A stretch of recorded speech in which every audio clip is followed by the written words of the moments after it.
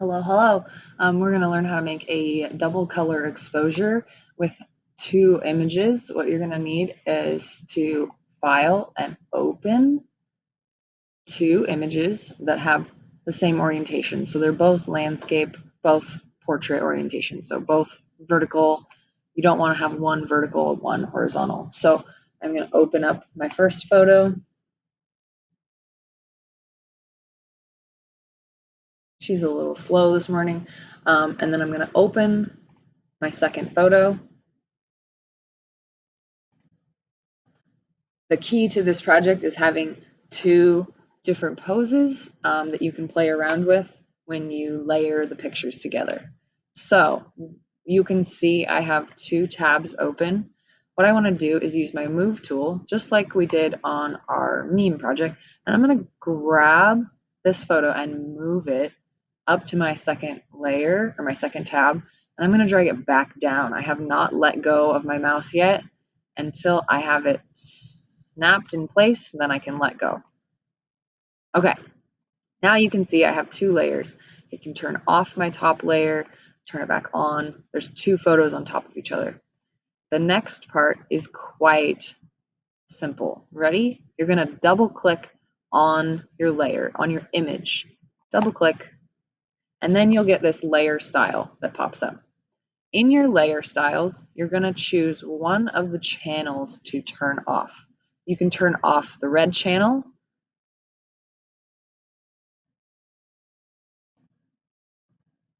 You can turn off the green channel, or you can turn off the blue channel. When you hit OK,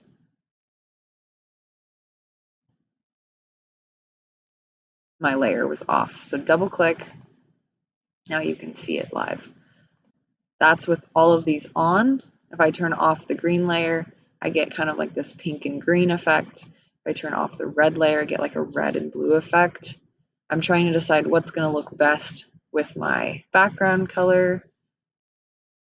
I kind of like this blue and yellow. Even though the blue and yellow isn't super bright, I can turn down my opacity between the two and get a better double image. I can also change my layer styles. So maybe I'll darken that first layer, and then I have this layer style I can pull in. I don't love what the leaves are doing to her face. So maybe I'll try a different layer style, maybe lighten. Now I lost my whole back image. So play around with what's going to give you both images in a fun way. Maybe darken color or overlay. I kind of like overlay.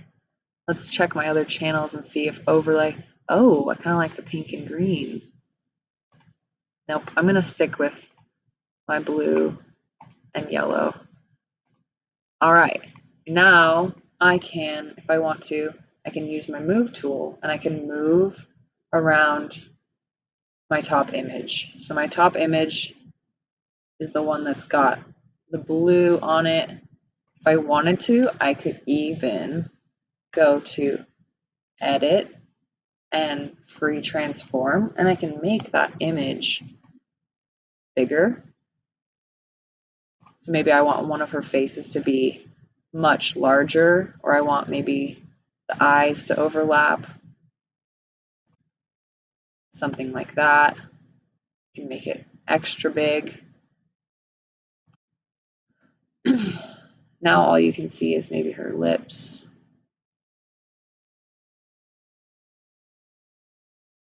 Kind of like it where her eyes on the cheek. Okay, and then when I'm ready, I can hit OK, check mark. So because she's got a shadow in her hair there, you can see wherever the dark spots are showing up. Let's see how it changes as I go through my different layer styles. And we'll find one that I kind of like. Oh, I like that one where I can see both of her faces better. I can move that around. If I want to, I can even go edit, free transform. And I can rotate the image.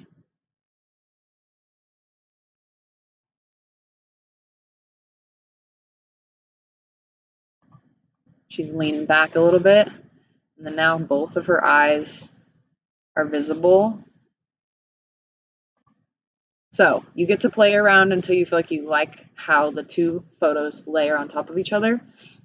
And then when you're done, you're going to export that photo. So we're going to file and export as a JPEG.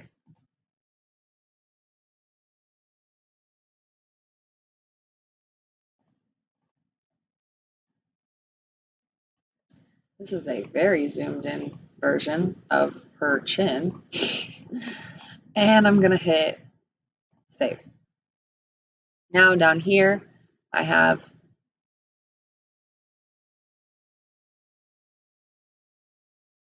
my double color exposure, and I'm going to submit that into Google Classroom.